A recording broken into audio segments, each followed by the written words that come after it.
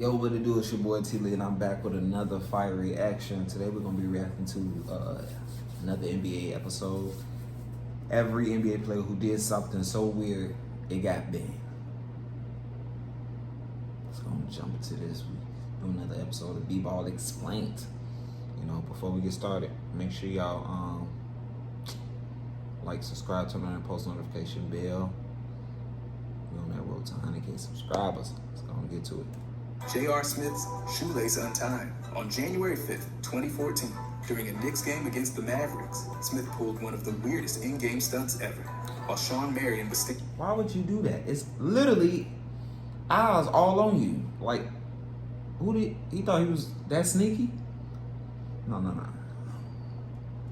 At the free throw, my last time pause. Bent down. Y'all just getting facial reaction. That's all. On live television, no warning, no trash talk, just straight up reached down and did it. The league noticed. They issued a warning, told him to knock it off. 2 days later, he did it again. This time, he went after Greg Monroe during a game against the Pistons. Same deal, free throw line, unsuspecting opponent, and Smith reaching down like it was recess. That second stunt cost him $50,000. The NBA fined him for recurring unsportsmanlike conduct. It wasn't technically a suspension, but it worked like one. The message was loud and clear. Don't mess with opponents' gear. His coach, Mike Woodson, wasn't thrilled either. He said it was unacceptable and flat out unprofessional. Childish. Even said he'd already told Smith to stop. But apparently, Smith needed the financial incentive to listen. The league's Rod Thorne, head of basketball operations at the time, made the fine official and confirmed that repeat nonsense would keep getting punished. The shoelace thing might sound harmless, but it wasn't just a prank. Players rely on their shoes being secure. Yeah, exactly. Tampering with laces during a live game could have led to someone tripping or getting injured. That's why this was a big deal. Smith became the only player in NBA history fined for untying someone's shoes. Not exactly a record you brag about, but hey, at least it was original. The fine ended the behavior, and the league moved on. Laces stayed tied. Kyrie Irving's sage ritual. In December of 2020, before a game at TD Garden, Kyrie walked around the court burning sage. He called it smudging, a Native American ritual meant to cleanse bad energy. It wasn't just a performance. Kyrie's got tribal heritage through the Standing Rock suit, and he made it clear this was personal. He said he'd keep doing it as long as the opposing team and arena were fine with it. The NBA didn't freak out. They didn't ban it or throw out some last-minute restriction, but they did send a reminder to all teams. No rituals involving fire or smoke unless they're cleared by venue officials first. It wasn't about Kyrie. It was about fire codes, especially in older buildings like the Garden, where a tiny bit of smoke can trigger alarms or violate city safety rules. So the league added a step. If a player wants to smudge or do anything with smoke or open flame, they need pre-approval from the team, the league, the arena, and sometimes even the local fire marshal. Not a hard no, just an extra form. They didn't take a side on the meaning of the ritual. The NBA stayed neutral. They just made sure rituals didn't turn into fire hazards. The policy wasn't about silencing culture. It was about not setting the hardwood on fire. So Kyrie's sage wasn't banned. It just came with some fine print. And now, any player trying to light something up before tip-off needs more than a lighter. They need clearance. The smoke can rise, but only if it passes inspection first. Dwight Howard's sticking. The whole thing went down in Atlanta on March 19, 2016. Dwight was waiting to check back into the game when he casually sprayed stickum on his hand. Yeah, the same stuff that used to make football stick like duct tape in the NFL. Paul Millsap grabbed the ball after Dwight did and instantly called it out. Said it felt like super glue. Refs took the ball, found the stickum can taped up at the scorer's table, and made sure everyone knew. Stickum was absolutely not allowed. No technicals were handed out. Dwight stayed in the game like nothing happened, which is wild. The Rockets coach even tried blocking the spray can with his body. Smooth move, but it didn't work. Officials still took the can away and sent a little reminder that this wasn't allowed. Dwight, he didn't even try to play it off. He straight up admitted he'd been using it for 5 years, claimed it helped to dry his hands and wasn't cheating, said he never hit it, and acted like people were overreacting. 2 days later, the league dropped a memo banning all adhesive sprays before and during games. Chalk and resin were fine, but no more stickum. No fines, no suspensions, just a warning. The league didn't even change the rule, just made it really clear. They decided Dwight's super sticky ritual went too far, even if he didn't think it was a big deal. It's still one of the weirdest things to spark a new rule.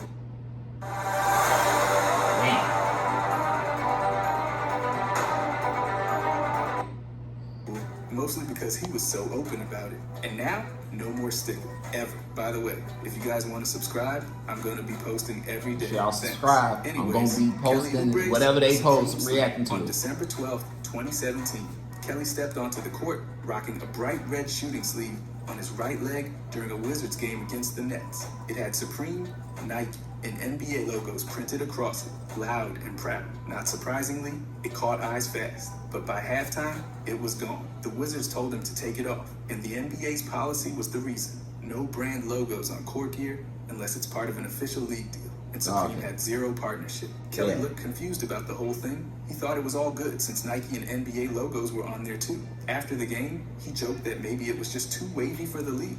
That word stuck. Wavy, in fashion talk, basically meant the sleeve was stylish. He wasn't trying to make a scene. He just liked the look. Thing is, this wasn't brand new. In 2013, Nick Young wore Supreme sneakers and got attention. Then just days after Kelly's sleeve, J.R. Smith pulled the same move with the Supreme branded arm sleeve. The league responded hard. When Smith got a tattoo of the logo, they made him cover it up during games or face a fine every time. So they just doing this on purpose. They being childish. Brand visibility. Even with all that, Supreme stayed popular with players off the court. Guys like P.J. Tucker and Devin Booker kept rocking. But once he stepped into the game, it was the NBA's rules that mattered. If a brand didn't pay, it didn't play. That leg sleeve may have been cool, makes sense, but the league made sure it wasn't coming back. LeBron James chalk toss. It all started in Cleveland. Early in his career, LeBron would head to the scorer's table, clap talcum powder into his hands, and launch a cloud of chalk into the air. It was dramatic, it was theatrical, and it fired up arenas every night. Inspired by Michael Jordan and Kevin Garnett, the ritual became his signature. Fans showed up early, just to catch the moment. Phones raised like they were filming a movie premiere, but not every building loved it. Certain arenas, like Barclays Center, stopped providing chalk altogether. The issue wasn't the hype, it was the mess. Chalk got everywhere. Powder drifted onto the scorer's table. Come on, man. Even fans, cleanup crews had to scramble before tip-off, so some venues politely shut it down. LeBron didn't make a scene. When he played for Miami, the toss quietly disappeared. And during his second stint in Cleveland, he brought it back briefly, then stopped again by December of 2014. He downplayed the change, saying he just preferred to shoot with teammates before the game and didn't see why people made a big deal about it. Yeah, I think they be blowing that out of proportion. It wasn't some league crackdown. This came from individual venues that didn't want to deal with floating chalk clouds and powdery sidelines. I feel like they just over-exaggerating. They overdoing it. Like, y'all gotta clean up anyway. Chalk ain't even that dead. It ain't doing no damage.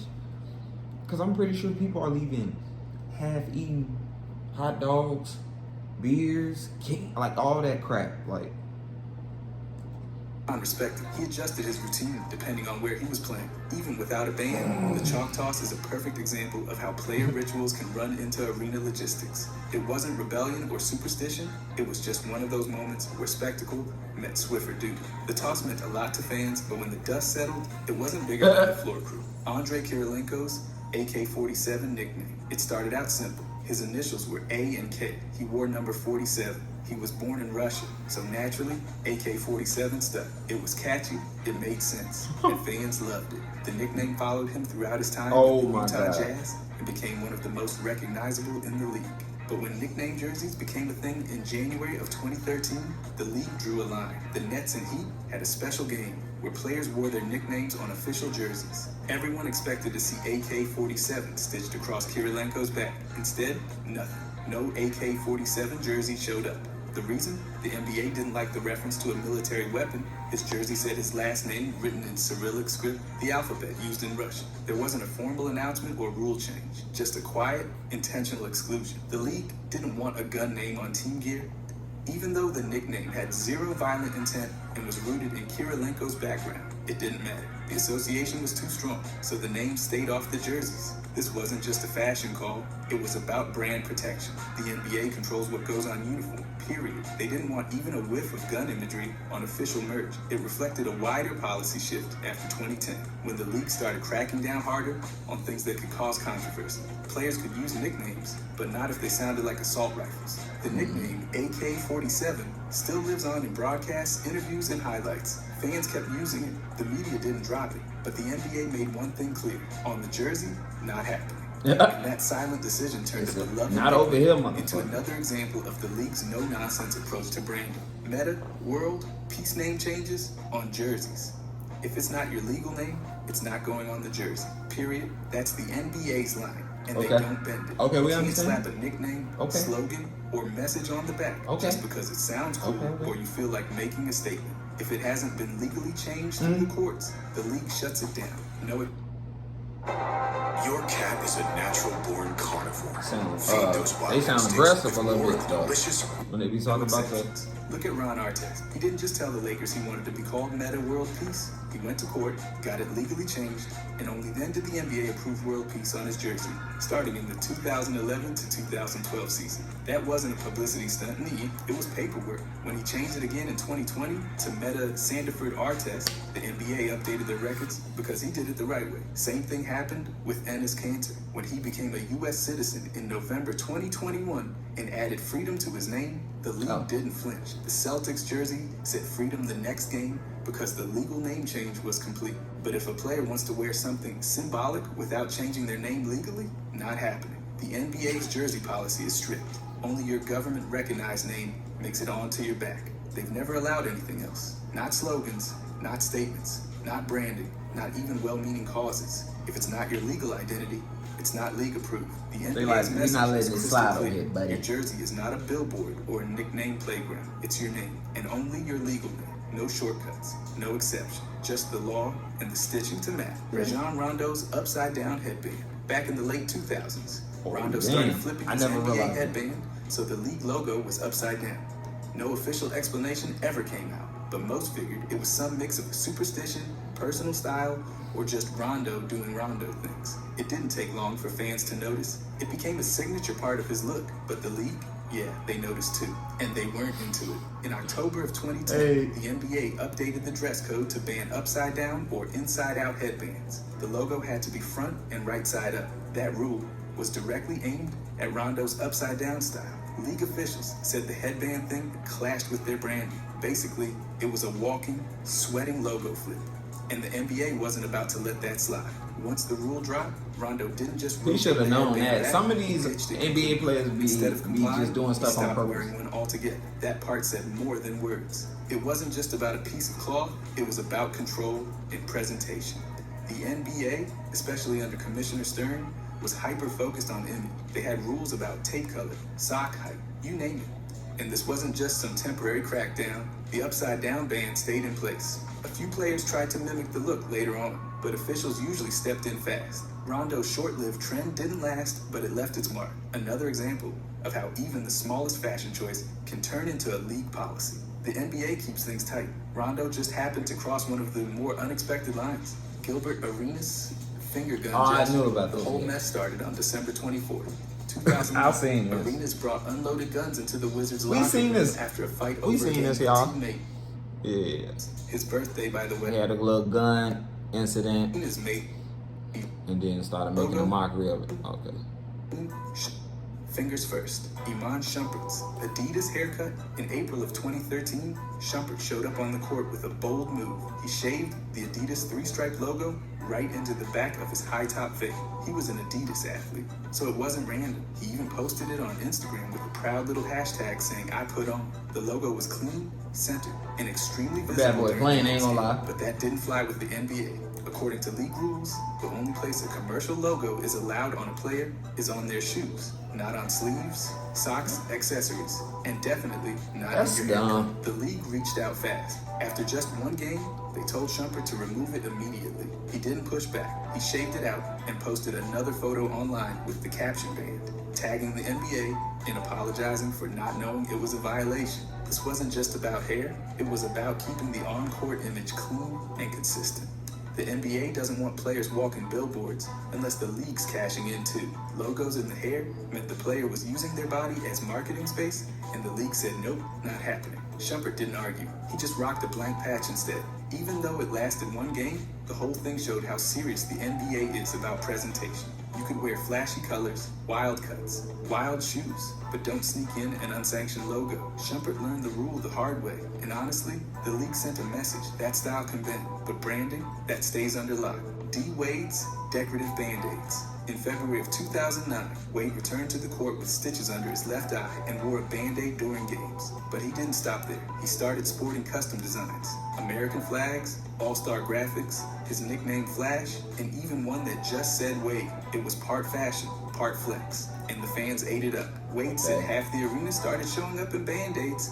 Even Lil Wayne rocked one courtside. The whole thing exploded, but the NBA wasn't interested in another fashion wave that slipped past their uniform rules. Vice President Tim Frank stepped in and made it clear.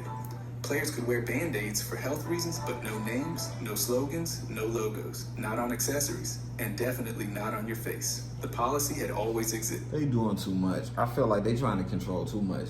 This ain't really causing no harm.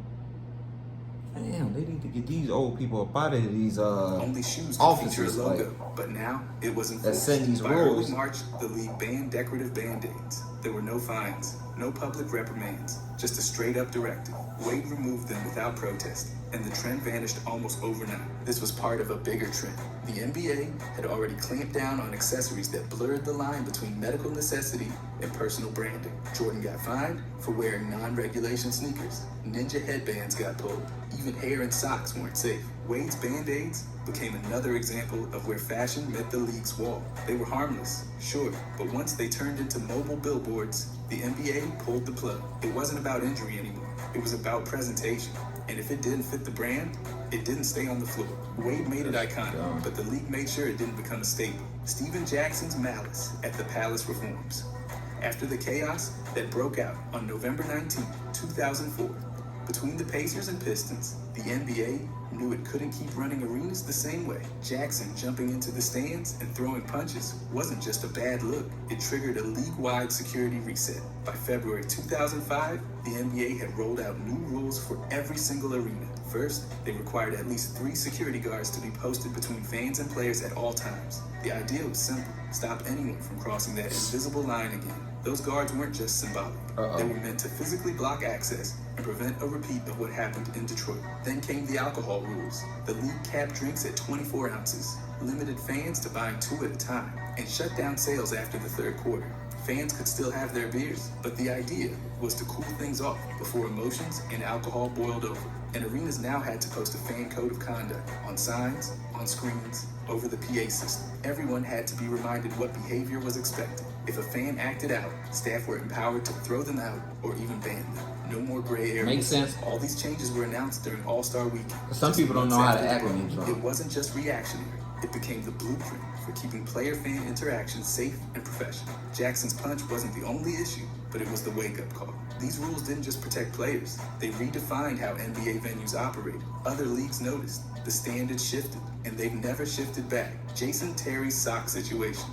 Back when he was lighting it up from 3, Jason Terry had another signature move: knee-high socks, pulled all the way up, often with big, bold logos. These weren't standard issue. They were custom, flashy, and definitely not NBA approved. Some had personal designs, others had brands. Either way, they stood out, and that was the problem. The NBA noticed fast. League policy already controlled what could be worn on the court, but Terry's socks pushed things into a gray zone. They weren't shoes, but they were visible, branded, and outside official gear. So the league didn't just talk about it, they locked it down. Soon after Terry's sock statement started catching attention, the NBA banned unauthorized sock branding outright. If it didn't come from a league-approved partner, it wasn't allowed, period. No more logos creeping up the shins. Only officially sanctioned sock brands made the cut, and even those had to follow uniform guidelines for color and visibility. Terry's fashion flair might have been harmless, but to the league, it was another case of brand control slipping. And the NBA doesn't let presentation slide. If it goes on your body, it goes through the league. Socks included Allen Iverson's dress code impact. In the early 2000s, Iverson wasn't just changing the game, he was changing how players looked walking into it. Baggy jeans, do-rags, oversized jewelry, snapbacks, Timberlands. It was bold, unapologetic, and completely outside the NBA's old school image, and the league had a problem with it. On October 17, 2005, Commissioner David Stern dropped a league-wide dress code. No hats, no jeans, no Timberlands, no big chains, no do-rags, no jerseys, no sneakers off the court. It wasn't subtle. It was a targeted crackdown on the exact look Iverson had made iconic. The NBA never named him, but everyone knew who it was aimed at. Iverson called it out, said it was about erasing culture, not cleaning up the game. His response? An assassin in a suit is still an assassin. He saw the rule as a way to bury identity behind business casual. Other players pushed back too. Steven Jackson, Paul Pierce. They weren't buying the idea that suits meant professionalism and baggy clothes meant trouble. But the league didn't back down. The policy stuck. And even though it started as a restriction, it sparked something new. Over time, players began bending the dress code, then owning it, bringing in designer fits, luxury brands, and tunnel fashion shoes. The rule that tried to silence streetwear ended up creating the modern NBA-style spotlight.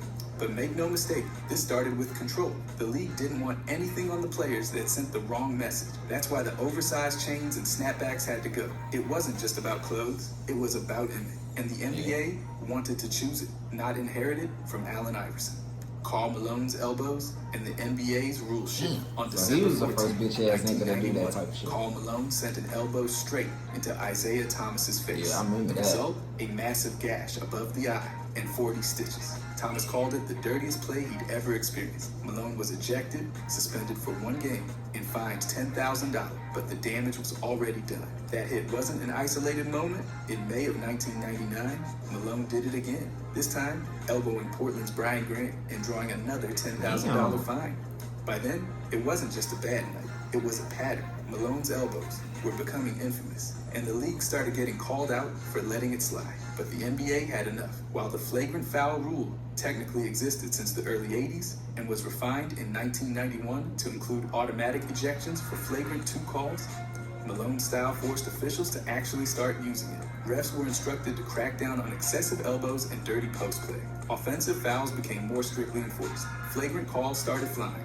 Physical contact that had been standard in the 80s became whistle-worthy in the 90s. Malone's hits, especially the one on Thomas, turned into the turning point. The league's response? Stricter enforcement, bigger consequences, and a push away from brawling in the paint. What used to be part of playing tough became a liability. Officials began treating elbows like weapons. Post players could no longer throw them without facing fines, ejections, or suspension. Malone wasn't the only reason for the shift, but his repeated elbows and the blood that followed forced the NBA to draw a line. It was no longer just about toughness, it was about safety. And elbows were now officially under the microscope. Amir Johnson's free throw ejection. On December 10, 2012, during a game in Portland, Amir Johnson tried to keep a ritual alive, rubbing the ball between free throws. It wasn't new. He'd done it before. But that night, referee David Jones wasn't having it. When Johnson reached for the ball, Jones pulled it back. Johnson pulled again. And suddenly, it was a full-on tug-of-war with the ref in the middle of a live game. Jones ejected him immediately. Johnson didn't go quietly. As he walked off the court, he launched his mouthpiece at the ref. It hit Jones in the back. That one move turned a weird exchange into a league incident. The NBA responded the next day with a 1-game suspension without pay. Johnson publicly apologized, calling it childish and admitting he lost his cool. But the league didn't stop with the punishment. They issued a clear reminder. Players are not allowed to interfere with officiating during free throw procedures. That means no tugging, no grabbing, and no trying to dictate the flow. When a ref controls the ball, the player steps back. End of story. This moment might have looked minor, just a player sticking to his pre-shot habit, but it's a cautionary tale. The NBA reinforced that officials have absolute control over in-game possessions during stoppages. Even seemingly small things, like a tug for the ball, can lead to ejections when they cross that line. Johnson's 1-game suspension came with a much larger message. And they tried to lunge at him. Our hands off. The ball belongs to the official until they say otherwise. Any challenge to that? Automatic trouble. Joe Keane, Noah's anti-gay slur incident. On May 22nd, 2011, during Game 3 of the Eastern Conference Finals between the Bulls and the Heat, cameras caught Noah on the bench yelling an anti-gay slur toward a fan. The audio was clear, the footage was immediate, and the reaction came fast. Noah later apologized, saying he got emotional in the heat of the moment and didn't mean to offend anyone. The very next day, the NBA fined him $50,000. It was a serious fine, but notably half of what Kobe Bryant had been fined earlier that same season for a similar slur directed at a referee. The league said the difference came down to who the comment was aimed at, not the language itself. Still, both cases put the NBA's tolerance level under a spotlight. Advocacy groups like GLAAD and the Human Rights Campaign called out the league, not just to punish Noah, but to take real steps toward preventing this kind of language entirely. The NBA responded. Commissioner David Stern made it clear that homophobic slurs had no place in the league, on the court, or off. After this, the NBA stepped up its policy game. The league began enforcing stricter fines and launched campaigns promoting inclusivity. Since 2011, over $600,000 in penalties have been issued for discriminatory speech across players, coaches, and team staff. Education programs. That's what I'm trying to make public statements a month. became stronger. The NBA made it clear: zero tolerance. 600. Noah's fine wasn't just about one outburst. It became part of a much larger shift. The league moved toward a clear standard. If you bring hate into the game, you're out of line, and you're paying for it. Manu's bat incident. On October 31st, 2009, during the first quarter break at the AT&T Center in San Antonio, a Mexican free-tailed bat swooped onto the court during a Spurs-Kings game. While arena staff scrambled with towels, Manu stepped up, tracked the bat mid-flight, and swatted it straight out of the air with his bare hand. He picked it up like it was nothing and handed it off. The crowd went wild, but the aftermath was no joke. Because bats can carry rabies, Manu was immediately given disinfectant and later received a full series of rabies shots.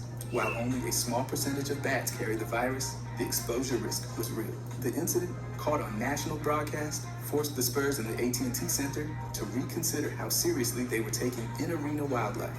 Following that moment, the Spurs took significant precautions. Arena staff were instructed to report any flying animals immediately. The building increased its surveillance in the rafters, especially during evening events. Game day crews added new checks, especially near vents and upper concourses. It wasn't just casual awareness, it became a serious part of venue protocol. They even brought in the mascot. In later seasons, the Coyote dressed as Batman, armed with a net and ready to respond if bats returned during warm-ups. It was funny on the surface, but the message was clear. They weren't about to let another winged invader disrupt the game. We ain't finna go through that. Reputation for going. Chris Paul didn't just irritate opponents with trash talk or flopping, he earned a reputation for going low. Literally, back in college at Wake Forest, he was suspended one game after swinging at Julius Hodge in a way that made every man watching wince. That was in 2005, and the ACC made sure he sat out, sending a pretty clear message. So, but it didn't stop. Once he hit the NBA, Paul kept finding ways to get attention for the wrong reasons. His below-the-belt history didn't come from one wild moment. It came from a pattern. Over the years, he had multiple incidents with players like Chris Kaman and Kevin Durant, and the league didn't love it. Media started labeling him with titles he probably didn't want, and let's just say it wasn't flattering. Then there was the 2020 playoff game between Oklahoma City and Houston. Paul caught Ben McLemore in the worst way possible. What? And even though the league called it accidental, fans weren't buying it. But here's the twist. The NBA never made a new rule with his name on it. Instead, they cranked up enforcement on what counts as unsportsmanlike, especially when it targets the sensitive zones. Flagrant foul calls got stricter, and goal shots weren't going to slide by unnoticed anymore. So no, Paul didn't write the rule book on Paul might be a little bit. He definitely gave the league a reason to flip to that chapter way more often. But he might be fighting. Shape how refs crack down on cheap shots, especially the kind that make players drop to the floor he for really reasons that have nothing to do with bad defense. Ron Artest's rap break request. In November of 2004, Ron Artest pulled off one of the strangest midseason moves anyone had seen. While playing for the Indiana Pacers, he asked head coach Rick Carlisle for an entire month off. Not for an injury, not for personal leave, but to promote his rap album. He was exhausted, sure, but also juggling his label and a rhythm and blues project under True Warrior Entertainment. He said he just needed some rest, but yeah, he also needed time to push my world. Not exactly the usual recovery plan. The Pacers didn't bite. The team flat out denied the request and benched him for 2 games. Officially, they said it was because of fatigue, but no one was fooled. Carlisle wasn't having it and made it clear the request crossed the line. He said it compromised the team's integrity, and honestly, it did. Imagine your star asking for a sabbatical to be a music mogul during the season. The NBA didn't roll out any flashy policy in response, but the message was loud and clear. Teams and league officials began quietly advising players to leave their side gigs for the offseason. Media tours, album releases, any off-court passion projects. All of that was fine, but not while regular season games were happening. Artest didn't break a rule, but he pushed the league to draw. Yeah, that shit was weak as hell anyway. I don't even know why he did all that shit. You know what I'm saying? But let me know in the comments right now which one was the craziest one to y'all. You know what I'm saying? I appreciate y'all for watching. Make sure y'all like, subscribe. Like I said, turn on that post notification bell. We're on that road to 100K subscribers. And I'm out.